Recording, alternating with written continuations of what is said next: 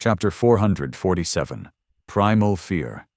Sonny stared at the footprints for some more, then frowned. How does this make any sense? The obsidian tower had been sealed before he opened its gates. After he did so, the magic that had preserved everything inside was dispelled, which meant that those doors had not been opened in thousands of years. It wasn't that easy to gain entry into the pagoda, to begin with, not even mentioning the fact that one had to travel through the sky below and find the only rift in the boundless ocean of divine flames. There was also the fact that the gate had to be opened by pouring essence into the weave of diamond strings beneath its surface. Sonny could only see the weave and understand its meaning a little, because his eyes had been transformed by the drop of Weaver's blood. He assumed that there were other awakened with similar abilities, but there had to be very, very few of them. And what were the chances that one would find their way to the dark island beyond the immolating sea of stars, which was hidden in the depths of this endless void? And how would they enter the pagoda without causing its seal to break? Just who was it that snuck into the obsidian tower unseen? And when? It had to have happened long before today. Sonny knew for a fact that Saint would not have let anyone come and go without waking him up. Neither would his shadows. Even when he slept, they were aware and vigilant. So, it could have happened at any point in the thousands of years since the tower had been abandoned by its rightful owner. For now, he had no answer. Feeling a little apprehensive, Sonny approached the pile of broken dolls and studied them for some time. Saint came closer too and stared at them silently. Then, she poked one with the tip of the midnight shard and turned away indifferently, as if losing all interest in the porcelain mannequins. I guess she doesn't care too much about lesser versions of her. Saint repeatedly shown her disdain toward things that seemed to be replicas of her kind. It had been the same with the Black Knight, and even with the walking colossus of the Forgotten Shore.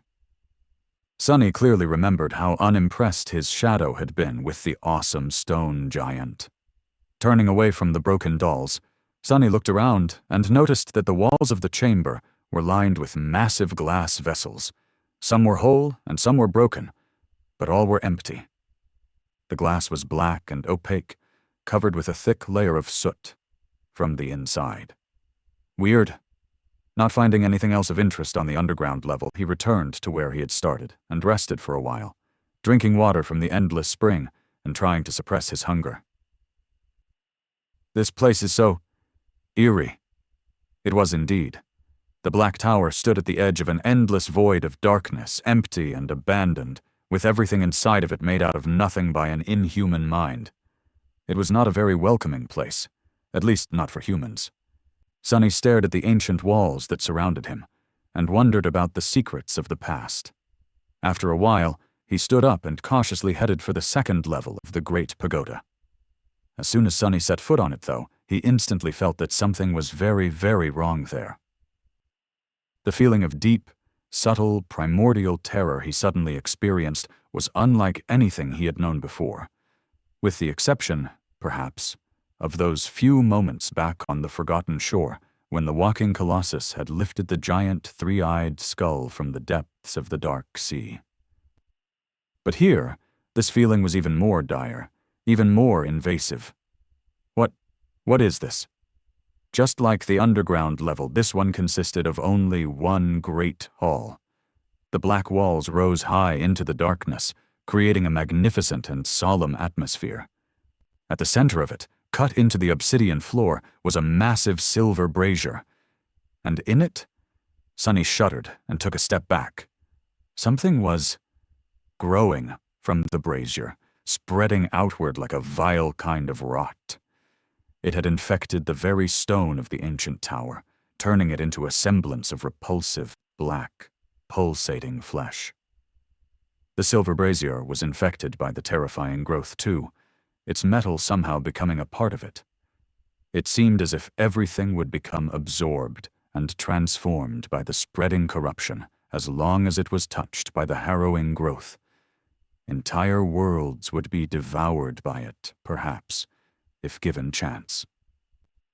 The thing slowly spreading from the ancient brazier felt like pure evil. Sonny shivered gave Saint a signal to stay back, and shifted his gaze slightly.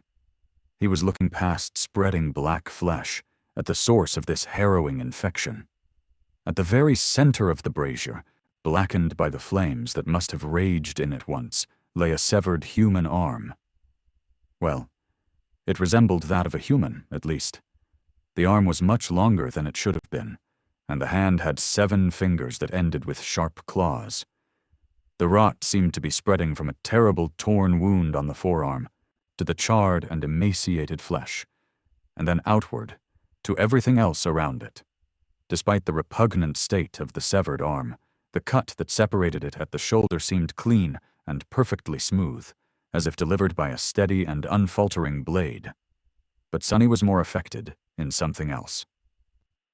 A deep frown appeared on his face when he noticed it. In his mind's eye, the vile arm was radiating a blindingly bright, overwhelming, beautiful golden radiance. It was awash in the light of divinity. A frightening thought appeared in Sonny's head. Can it be? In front of him, stricken by the harrowing rot, was a severed arm of a deity. It was also the reason why fate had brought him to this lost and forgotten corner of the abyss.